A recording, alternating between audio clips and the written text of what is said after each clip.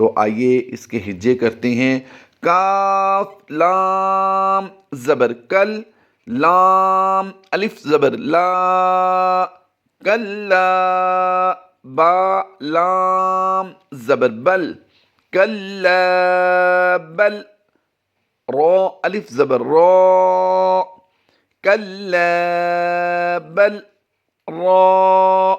السلام علیکم ورحمۃ اللہ وبرکاتہ۔ جدید نورانی قاعدہ کے پلیٹ فارم یوٹیوب چینل آؤ سیکھیں قرآن پر آپ کو ایک بار پھر خوش آمدید۔ آج کا ہمارا سبق نمبر 15 تفخیم و ترقیق کے نام سے ہے۔ اس سبق میں ہم نے تفخیم و ترقیق کے ساتھ ساتھ تسہیل سکتہ کے بارے میں بھی بیان کیا ہے۔ آئیے آج ہم سکتہ کے بارے میں سمجھتے ہیں کہ سکتہ کسے کہتے ہیں اور اس کے پڑھنے کے احکام کیا ہیں، اس کو پڑھنے کا طریقہ کیا ہے، اس کے ہجے کس طرح کریں گے اور رواں کس طرح پڑھیں گے۔ آئیے سمجھنے کی کوشش کرتے ہیں، پریکٹس کرتے ہیں، انشاءاللہ عز و جل ہمیں قرآن پاک پڑھنے میں آسانی ہوگی۔ یاد رہے سکتہ کے لغوی معنی رکنا اور اصطلاح تجوید میں کسی حرف پر آواز روک کر سانس لیے بغیر آگے پڑھنے کو سکتہ کہتے ہیں، یعنی آواز بند ہو جائے اور سانس جاری رہے، اسے سکتہ کہا جاتا ہے۔ آئیے اس کے پڑھنے کا طریقہ سیکھتے ہیں۔ روایت حفظ کے مطابق پورے قرآن پاک میں 4 مقامات پر سکتہ کرنا واجب ہوتا ہے۔ یاد رہے قرآن پاک میں ان 4 الفاظ کے علاوہ بھی سکتہ لکھا جاتا ہے، لیکن یہاں پر ان 4 الفاظ میں سکتہ کرنا واجب ہوتا ہے۔ آئیے نمبر 1 کے بارے میں پہلے سمجھیے، پھر ہجے کریں گے اور اس کے بعد رواں اس کی مشق کریں گے۔ تو اس کے ہجے کیسے کریں گے پہلے سمجھیے۔ یہاں پر آپ کو لفظ سکتہ لکھا ہوا نظر آ رہا ہے اور اس کے نیچے ایک گول دائرہ یعنی آیت کا نشان نظر آ رہا ہے۔ یہاں پر اس آیت کے نشان کی وجہ سے ہم وقف بھی کریں گے اور سکتہ بھی کریں گے، یعنی ہم نے حالت وقف میں عوجن کو پڑھنا ہے اور اس کے ساتھ ہم نے سکتہ کرنا ہے، یعنی آواز روک دینی ہے اور سانس جاری رکھتے ہوئے آگے لفظ قیمن پڑھنا ہے۔ آئیے اس کی مشق کرتے ہیں۔ عین زیر عی، واو زبر وا، عیوا، جیم 2 زبر جن، عیوجن۔ حالت وقف میں عیوجن کو کیا پڑھیں گے؟ عیوجا۔ قوف یا زبر قی، یا زیر یی، قی، میم 2 زبر من، قیمن۔ اب توجہ کیجئے، ہم نے پہلے لفظ کے ہجے کیسے کیے تھے؟ عوجن، ہجے کرنے کے بعد لفظ بنا تھا عوجن، لیکن ہم نے حالت وقف میں اسے عوجا کر دیا، یعنی اسے عوجا پڑھا تو ایک زبر کو ہم نے سائلنٹ کر دیا اور دوسری زبر کو ہم نے پڑھ دیا ہے۔ تو اب یہاں پر کل ملا کے یہ بن گیا عوجا۔ دوسرا لفظ ہے قیمن۔ تو یہاں پر سکتہ کرنا واجب ہے، یعنی ان دونوں لفظوں کو ملا کر پڑھنا یہ ضروری ہے۔ تو ان کی ادائیگی رواں کیسے بنے گی؟ آئیے اس کی مشق کرتے ہیں۔ عوجا قیمن، پھر پڑھ لیجئے عوجا قیمن، پھر پڑھ لیجئے عوجا قیمن، یعنی ہم نے سانس جاری رکھا، وہی سانس میں ہم نے آواز روک کر درمیان میں ایسے کیا کہ جیسے وقف کر رہے ہیں، لیکن سانس ہم نے توڑا نہیں ہے۔ اسی سانس نہ توڑنے کو سکتہ کہا جاتا ہے۔ لاسٹ ٹائم اس کی پھر مشق کر لیجئے۔ عوجا قیمن۔ اس وقت آپ اپنی اسکرین پر جو دوسرا لفظ دیکھ رہے ہیں اس کے بارے میں سمجھیے کہ یہاں پر جہاں لفظ سکتہ لکھا ہے یہاں پر اس کے نیچے گول دائرہ نہیں ہے، تو یہاں پر ہم نے اسے حالت وقف میں نہیں پڑھنا، حالت سکتہ ہی میں پڑھیں گے۔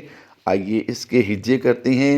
میم نون میم زیر میم، یعنی ہم نے نون کو ہجوں میں پڑھا ضرور ہے، لیکن ہم نے جیسے ہی اس کی ادائیگی رواں کی تو میم کو میم سے ہی ملا دیا، نون کی آواز ہم نے سائلنٹ کر دی ہے، تو یہ بن جائے گا میم، یعنی ہم نے میم مشدد میں ہم نے کیا کیا ہے؟ غنہ کیا ہے۔ آگے اس کے ہجے کیسے ہوں گے؟ میم را زبر مر، میم نر قاف زبر قا، میم نر قا دال زیر دی، میم نر قادی نون الف زبر نا، میم نر قادینا۔ آگے سکتہ لفظ نظر آ رہا ہے آپ کو، ہم جب ان دونوں لفظوں کو ملائیں گے تو درمیان میں سکتہ کی کیفیت ہوگی۔ ہا کھڑی زبر ہا، میم نر قادینا ہا، ذال الف زبر زا، میم نر قادینا ہذا۔ پھر پڑھ لیجئے میم نر قادینا ہذا، لاسٹ ٹائم پھر پڑھ لیجئے میم نر قادینا ہذا۔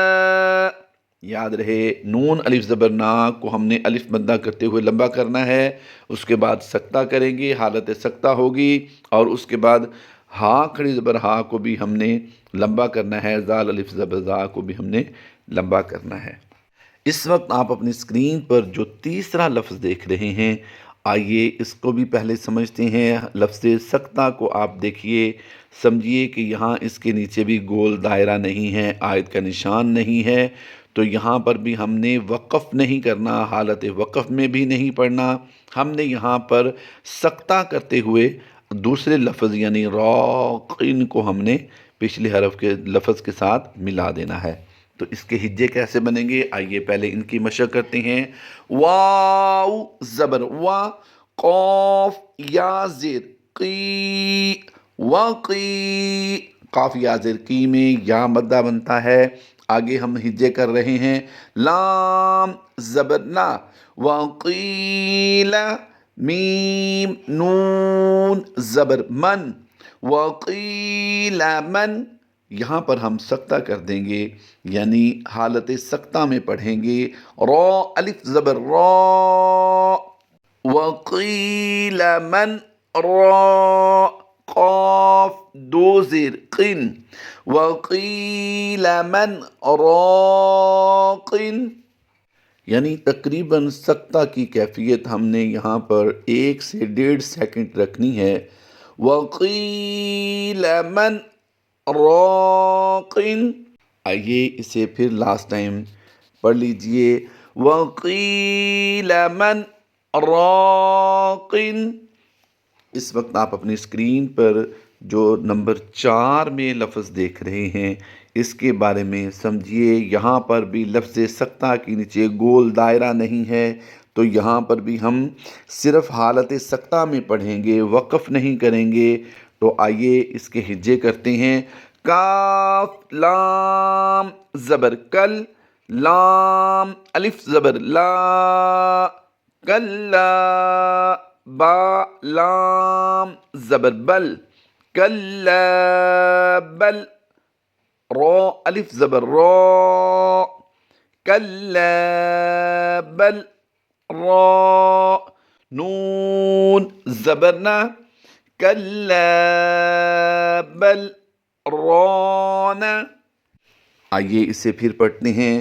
کلا بل رانا، لاسٹ ٹائم پھر پڑھ لیجئے۔ کلا بل رانا۔